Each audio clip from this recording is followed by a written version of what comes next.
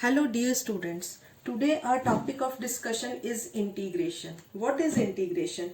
Integration is defined as the reverse of or inverse process of differentiation. As we have already discussed derivatives, so integration is the inverse or reverse of derivatives that we have already discussed. So in differentiation, what we have given a function fx and we have to derivate this function d upon dx. Okay, we have to derivate this function with respect to x.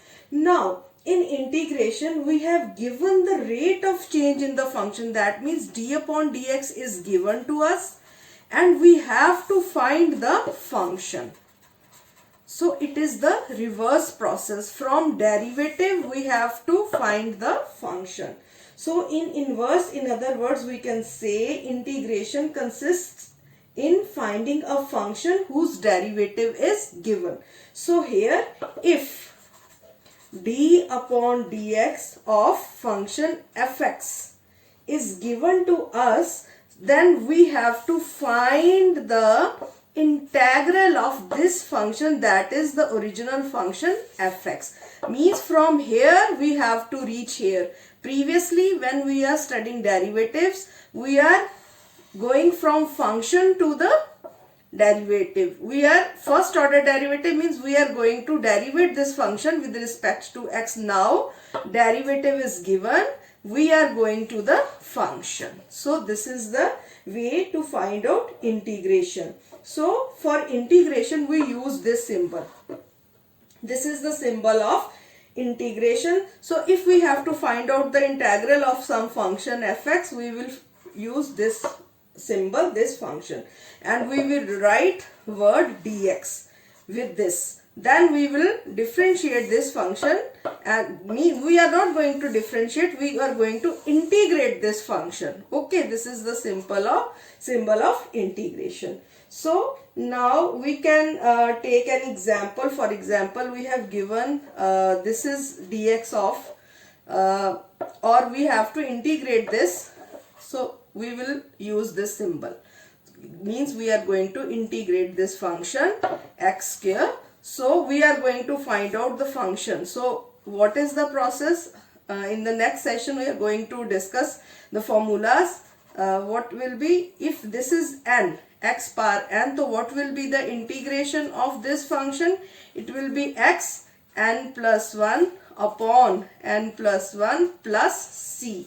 Here c is what? C is a constant. ठीक है, this is a arbitrary constant, means this is not defined. So we generally add constant at the end. Okay, so now we are going to discuss all the rules of basic integration, how we are going to find integration.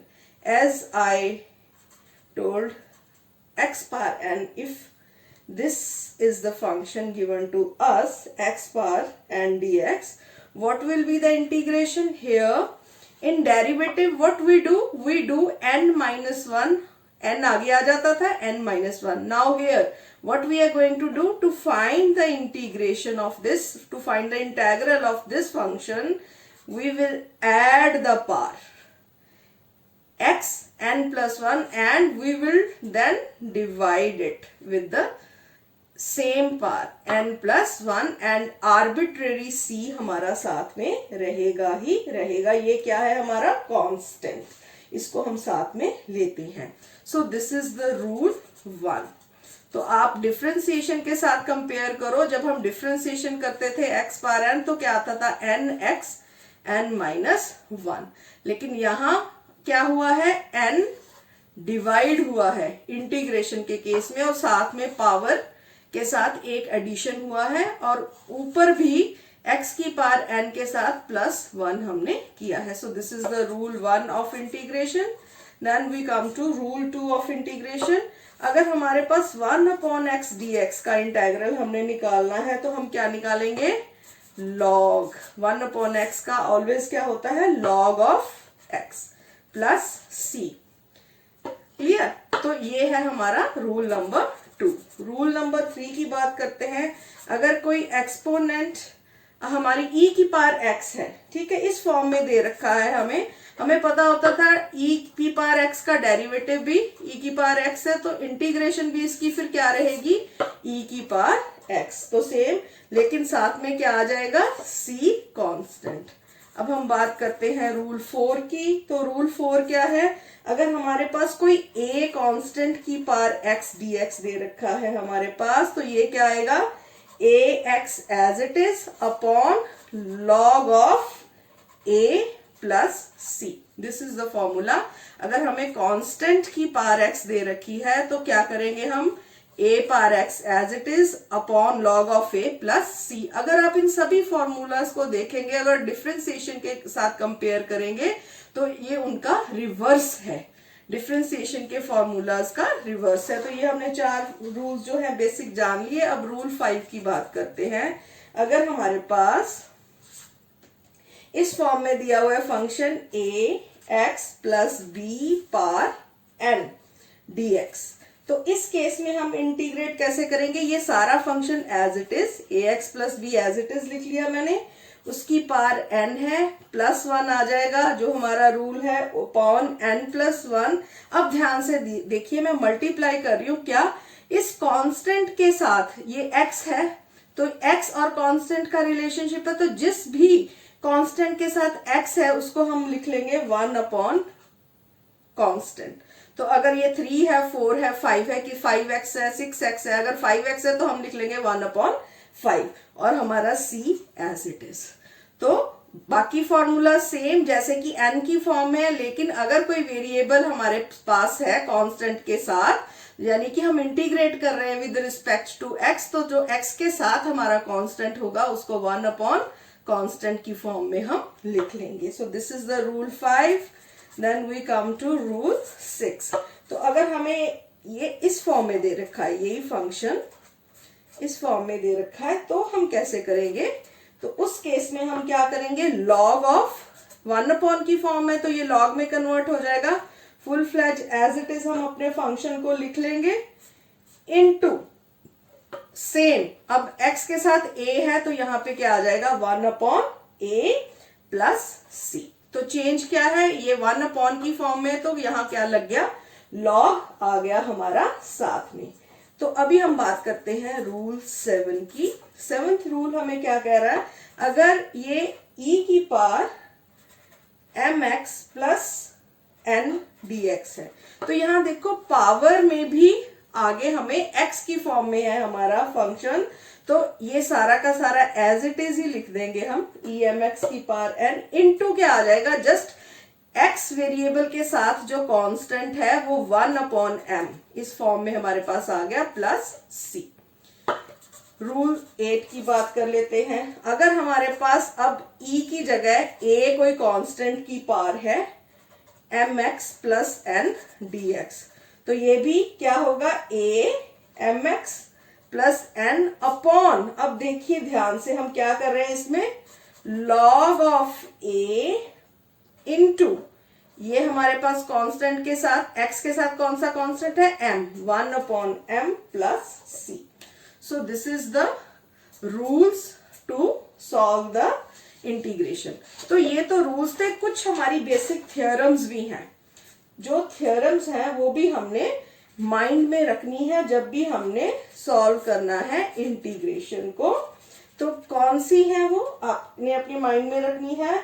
तो number 1 है कि अगर कोई भी constant है हमारा k, जो कि हमारे u फंक्शन के साथ, u हमारा है वेरिएबल, उसके साथ कोई k कांस्टेंट है और हमें dx दे रखा है, तो हमने क्या करना है, कांस्टेंट को एज इट इज बाहर निकाल के इंटेग्रल किसका लेना है, अपने फंक्शन का।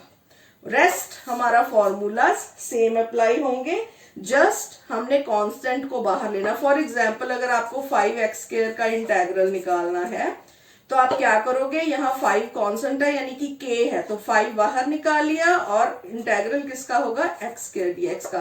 तो क्या आ जाएगा, x2 + 1, यहाँ भी 2 + 1, तो आ गया 5x की power cube upon 3। This will be your answer. So this is the way to solve. अब अगर u और v की फॉर्म में है, u और v की फॉर्म में कैसे, अगर हमारे पास इंटीग्रेशन दे रखी है, एक u फंक्शन है, एक v की फॉर्म में है वेरिएबल्स में हमारा, और dx दे रखा है, u और v की फॉर्म में 2 dx है हमारे पास, तो हम इसको सेपरेट कर लेंगे, u को सेपरेटली इंटीग्रेट करेंगे और v को सेपरेटली इंटीग्रेट करेंगे हम। तो दिस इज द वे, अगर हमें u प्लस v की फॉर्म में दिया गया है। आगे हम इससे रिलेटेड क्वेश्चन करेंगे एंड सो ऑन। अगर हमें इससे भी ज्यादा वेरिएबल्स हैं u, v, r, s, t, तो हम ऐसे ही सेपरेट सबको 1 बाय 1 करते जाएंगे। तो चलिए अब हम कुछ एग्जाम्पल्स देख लेते हैं। अभी तक जो भी हमने किया है उसके बेसिस पे एग्जाम्पल देख लेते हैं। जितने भी हमने रूल्स और थ्योरम्स को स्टडी किया है, तो मान लीजिए सिंपल x की पावर 10 dx, तो ये हमारा फर्स्ट रूल के ऊपर बेस्ड एग्जाम्पल है। तो क्या करना है, हमने x की पावर क्या बताया था, n+1 upon n+1 plus c। तो ये क्या आ गया, x की पावर 10+1 अपॉन 10+1 प्लस c, तो ये आ गया x की power 11 upon 11 plus c। So this will be our answer. ठीक है जी।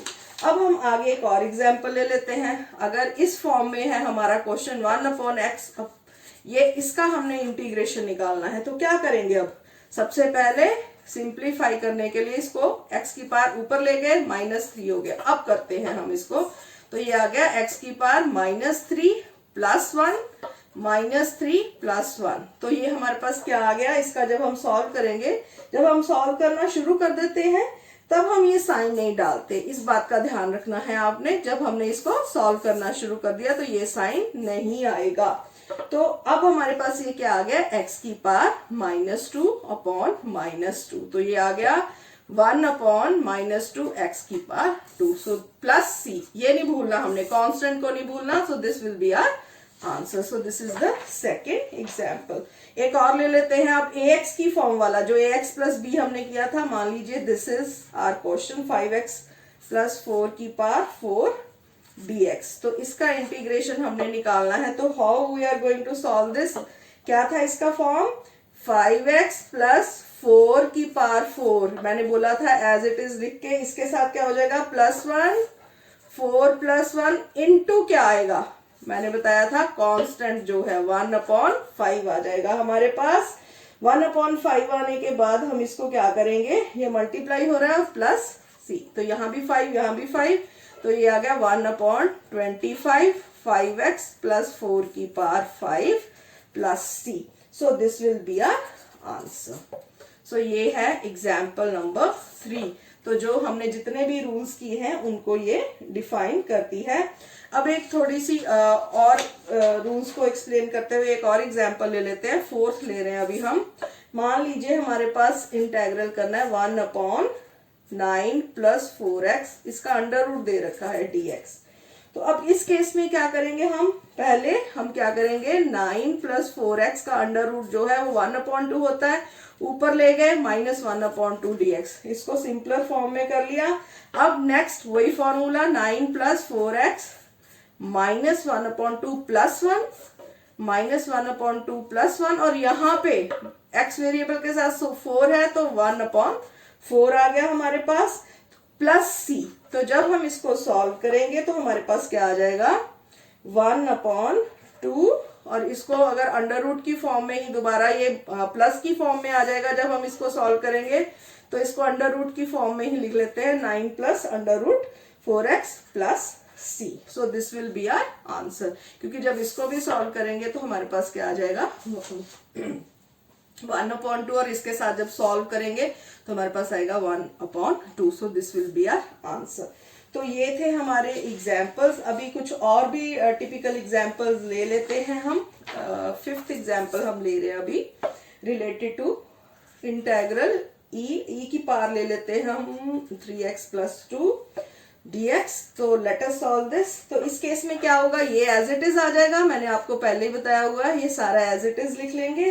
प्लस अब ये हमारे पास क्या है, 3, तो यहाँ पे 3x प्लस 2 ये हमारे पास एज इट इज आ गया, इनटू क्या आ जाएगा, 1/3। तो ये हमारे पास आंसर क्या आ जाएगा, e की power 3x plus 2 upon 3 plus c। So this will be our answer. तो अभी एक और एग्जांपल लेते हैं। मान लीजिए अभी जब मैंने कहा था u v d x r कितनी फॉर्म में अगर हमें दिया हुआ है, तो उस केस में अगर मान लीजिए इंटेग्रल करना है x plus 2x² plus x की पावर 5 अपॉन 5। अगर ऐसा हमें इस फॉर्म में दे रखा है क्वेश्चन, तो हम कैसे सॉल्व करेंगे? तो सेपरेटली करेंगे, जैसे मैं बताया था। पहले x का 2 बाहर रहने देंगे, x² का लेंगे इंटीग्रेशन dx हमने सबके साथ लिखना है, प्लस 1/5 को बाहर ले लेते हैं, x की पावर 5 का dx। और आगे मैंने आपको बता ही रखा है, सेपरेटली आप इन सभी का कर सकते हैं। जब इनको सॉल्व करेंगे तो we will get x² upon 2 plus 2/3x³ plus 1/30 x power 6 plus c। So this will be our answer, यानी कि तीनों को अलग करके और फिर इनका सेपरेटली हम डेरिवेटिव ले लेंगे। अब एक टिपिकल थोड़ी सी एग्जांपल भी ले लेते हैं।